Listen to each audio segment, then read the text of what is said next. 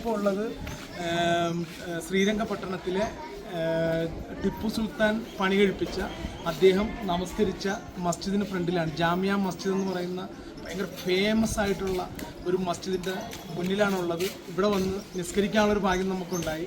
പലപ്പോഴും നമ്മൾ മൈസൂരൊക്കെ വന്നിട്ടുണ്ടെങ്കിൽ ഞാനിവിടെ അങ്ങനെ വന്നിട്ടില്ല കേട്ടോ. പക്ഷേ ഇത്തവണ എന്തായാലും നമുക്കിവിടെ വരാനായിട്ട് സാധിച്ചു. ഇവിടെ ഇവരൊക്കെ ആയിട്ട് സംസാരിക്കാനും ഒക്കെ അതിനുള്ളൊരു ഭാഗ്യം നമുക്കുണ്ടായി. അപ്പോൾ ഇവിടുത്തെ ഈ ചെറിയ കാഴ്ചകളൊക്കെയാണ് ഈ ഒരു എപ്പിസോഡിൽ ഞാൻ ഉൾപ്പെടുത്തുന്നത് കേട്ടോ. ഈ ശ്രീരംഗപട്ടണത്ത് വന്നു കഴിയുമ്പോൾ ഉള്ളൊരു പ്രധാനപ്പെട്ട വേറൊരു സ്ഥലമായിട്ട് ജാമിയ മസ്ജിദ് എന്ന് പറയുന്നത്. അതിൻ്റെ മീനാരൊക്കെ ഫ്രണ്ടിൽ പൊങ്ങിയിരിക്കുന്നുണ്ട്. ടൂറിസ്റ്റ് വണ്ടിയൊക്കെ പോകുന്നുണ്ട്. ഇതൊക്കെ നമ്മുടെ കേരള വണ്ടിയാണ്. അല്ലാതെ ഇപ്പോൾ അങ്ങോട്ട് പോയതൊക്കെ കേരള രജിസ്ട്രേഷനുള്ള വണ്ടികളെല്ലാം അവിടെ ടൂർ വന്ന് അങ്ങനെ കറങ്ങി പോകുന്നുണ്ട്. ഇതൊക്കെ വണ്ടി പാർക്ക് ചെയ്യാനുള്ള സൗകര്യങ്ങളൊക്കെ ഉണ്ട് ഇവിടെ. ഇത് കണ്ടോ പഴയ ഒരു കോട്ട പോലത്തെ സെറ്റപ്പൊക്കെ. ഇതൊക്കെ പണ്ടത്തെ എന്തായാലും ഇതിനൊക്കെ എന്തെങ്കിലുമൊക്കെ ചരിത്രങ്ങളൊക്കെ പറയാനുണ്ടാവും കേട്ടോ.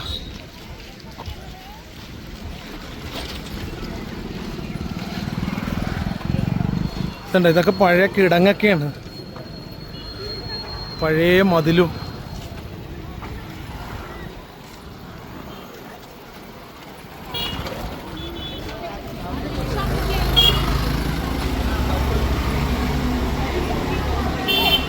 പക്ഷെ ഇതിൻ്റെ മതിൽ നോക്കിയേ,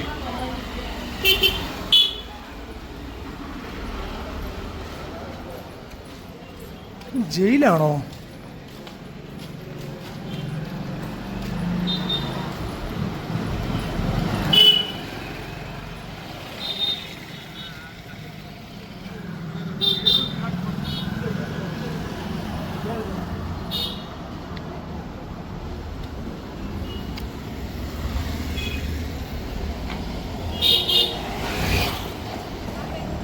കണ്ട അതേ കവാടം അതേ രീതിയിൽ തന്നെ ഒരെണ്ണം ഇവിടെ ഉണ്ട് കേട്ടോ. കയറി വരുമ്പോൾ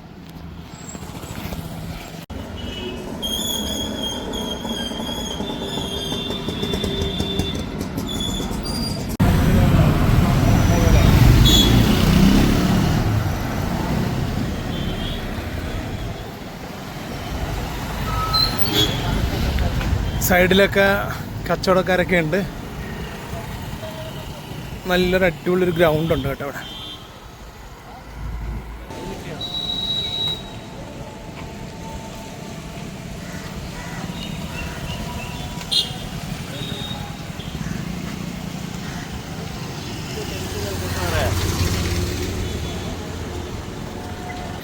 വളരെ ഫേമസ് ആയിട്ടുള്ളൊരു പള്ളിയാണ് കേട്ടോ ഇത്. കർണാടക ജില്ലയിലെ മാണ്ഡ്യ എന്ന് പറയുന്ന സ്ഥലത്തിലെ ജില്ലയിലെ ശ്രീരംഗപട്ടണം എന്ന് പറയുന്ന ദേശത്തുള്ള ജാമിയ മസ്ജിദാണിത്. വളരെ ഫേമസ് ആയിട്ടുള്ള ടിപ്പുവിൻ്റെ കാലം മുതലേ ഇതിൻ്റെ ചരിത്രങ്ങൾ ഉള്ള ഒരു പള്ളിയാണിത്. മൈസൂർ ശ്രീരംഗപട്ടണത്തിലെ ജാമിയ മസ്ജിദ്, ഇന്നത്തെ മസ്ജിദ് ഇ അല. ടിപ്പു സുൽത്താൻ 1784 നിർമ്മിച്ച ഒരു ചരിത്രപരമായിട്ടുള്ള പള്ളിയാണിത്. ശ്രീരംഗപട്ടണം കോട്ടയുടെ സമീപത്തായി സ്ഥിതി ചെയ്യുന്ന ഈ മസ്ജിദ് ഹിന്ദു ഇസ്ലാമിക വാസ്തുവിദ്യയുടെ ഒരു മികച്ച ഉദാഹരണം കൂടിയാണ്. കൂടാതെ മനോഹരമായ മിനാരങ്ങൾ, തുറന്ന കോടതിമുറ്റം, വലിയ താഴികക്കുടം എന്നിവയെല്ലാം ഇതിൻ്റെ വലിയ ഒരു ആകർഷണം തന്നെയാണ്. ടിപ്പു സുൽത്താൻ 1784 നിർമ്മിച്ചതാണ് ഈ പള്ളി. ശ്രീരംഗപട്ടണം കോട്ടയുടെ ബാംഗ്ലൂർ ഗേറ്റിന് സമീപമായിട്ടാണ് ഇത് സ്ഥിതി ചെയ്യുന്നത്. ഹിന്ദു ഇസ്ലാമിക വാസ്തുവിദ്യയുടെ സമന്വയമാണ് ഇത്. ഇതിലെ വാസ്തുവിദ്യയെല്ലാം അങ്ങനെ തന്നെ. 2 നിലകളുള്ള ഇതിന് ആകർഷകമായ ടവറുകളും മിനാരങ്ങളുമുണ്ട്. മിനാരങ്ങളുടെ മുകളിലെത്താൻ ഏകദേശം 200 പടികൾ കയറണം. ഇതിൻ്റെ മുകളിൽ നിന്ന് ശ്രീരംഗപട്ടണത്തിൻ്റെ മനോഹരമായ കാഴ്ചകൾ നമുക്ക് കാണാം. മസ്ജിദിൻ്റെ ചുവരുകളിലും മേൽക്കൂരകളിലും സങ്കീർണമായ അലങ്കാരങ്ങളും കൊത്തുപണികളുമെല്ലാം മികച്ച ലിഖിതങ്ങളുമെല്ലാം നമുക്ക് കാണാം. 100 വർഷത്തിലധികം പഴക്കമുള്ളതും ഇപ്പോഴും പ്രവർത്തിക്കുന്നതുമായിട്ടുള്ള മസ്ജിദിലെ ക്ലോക്ക് ഇവിടുത്തെ മറ്റൊരു പ്രധാന ആകർഷണമാണ്. ടിപ്പു കോട്ടയുടെ അടുത്ത് തന്നെ ആയതുകൊണ്ട് തീർച്ചയായും ഇവിടെ സഞ്ചാരികൾ നിരവധി പേരാണ് വരുന്നത്. പണ്ടുള്ള കബറുകളാണ് കേട്ടോ ഇവിടെ. ഭയങ്കര സെക്യൂരിറ്റി ഗാർഡാണ് കേട്ടോ ഇവിടെ ഉള്ളത്.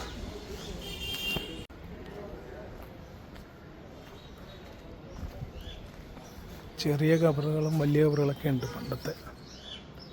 നിസ്കരിക്കുന്നത് മുകളിലാണ് കേട്ടോ, താഴത്തല്ല. ഇവിടുത്തെ നേർച്ചപ്പെട്ട ചേട്ടാ, ഇതിൽ ഈ പൈസ ഇങ്ങനെ ഇട്ടിട്ട് ഇതിങ്ങനെ കുത്തി അതിൻ്റെ അകത്തേക്ക് ഇടാനാണ് ഈ ഒരു സംഭവം വെച്ചിരിക്കുന്നത്.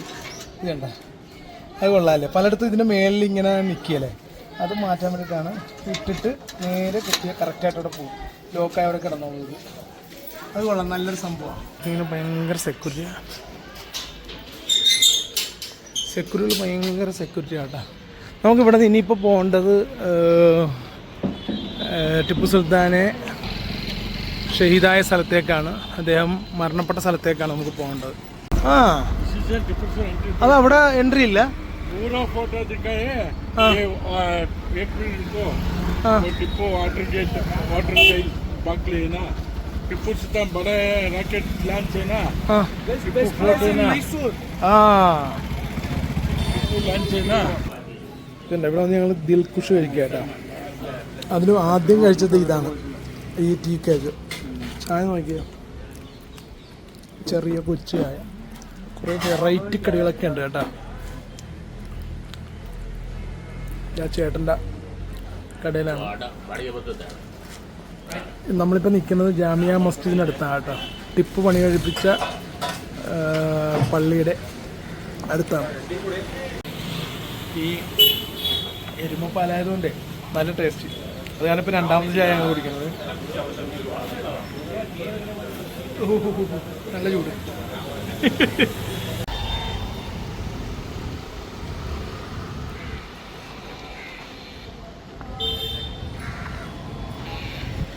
ചാമുണ്ടേശ്വരി ടെമ്പിള് ഇവിടെ നിന്നൊരു ആരോ എടുത്തിട്ടുണ്ട് കേട്ടോ.